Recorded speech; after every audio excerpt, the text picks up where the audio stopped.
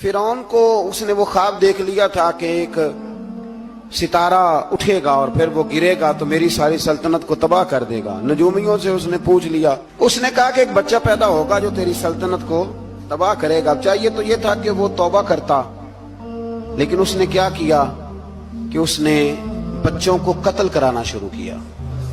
युज़ब्बिहूना अबनाअकुम, ज़िबा करा देता था तुम्हारे बेटों, और बच्चियों को वो जिंदा रखता था। तो हजरत मूसा जब पैदा हुए तो उनकी वालिदा ने पता क्या किया, उनको एक संदूक में बंद करके दरिया में बहा दिया। अब दरिया में बहते जा रहे हैं तो मां थी तो परेशान भी हो गई, उनकी हमशीरा को कहने लगी जरा ध्यान रखना किधर जाते हैं।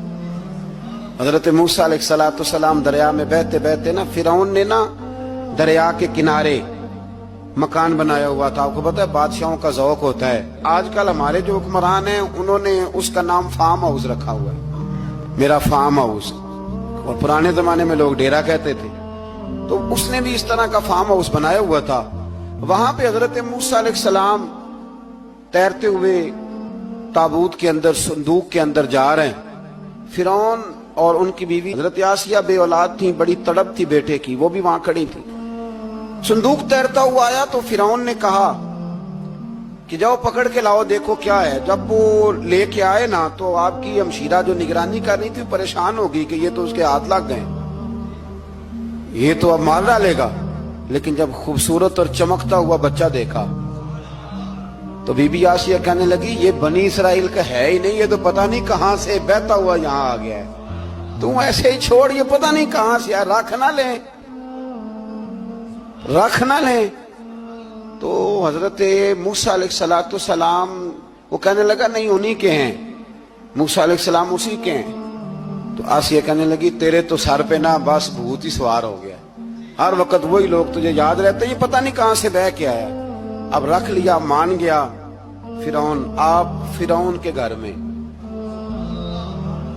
जो इसलिए बच्चे मरवा रहा था कि मेरी सल्तनत हजरत मूसा पैदा ना हो जाए, तो उसी के घर में परवरिश पाने लगे, उसी के घर में। अब औरतें मंगाई गई दूध पिलाने के लिए, तो हजरत मूसा अलैहिस्सलाम किसी बीबी का दूध नहीं पीते, तो आपकी हमशीरा ना वहीं दाएं बाएं घूमती रहती।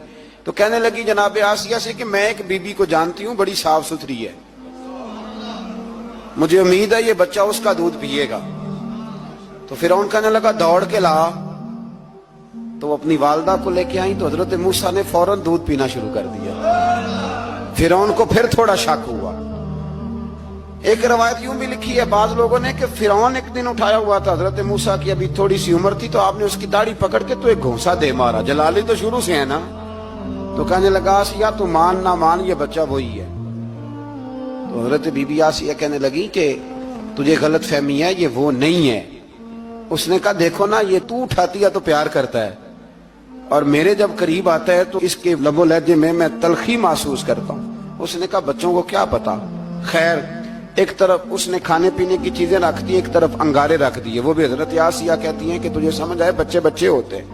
हजरत मूसा बच्चे तो थे, पर थे तो अल्लाह के नबी ना, अल्लाह के नबी थे। जब उसने कहा ना ये बच्चे हैं, तो हजरत मूसा अलैहिस्सलाम बजाए अंगारों की तरफ जाने के, नबी थे, वो सीधे खाने पीने वाली चीजों की तरफ बढ़ने लगे।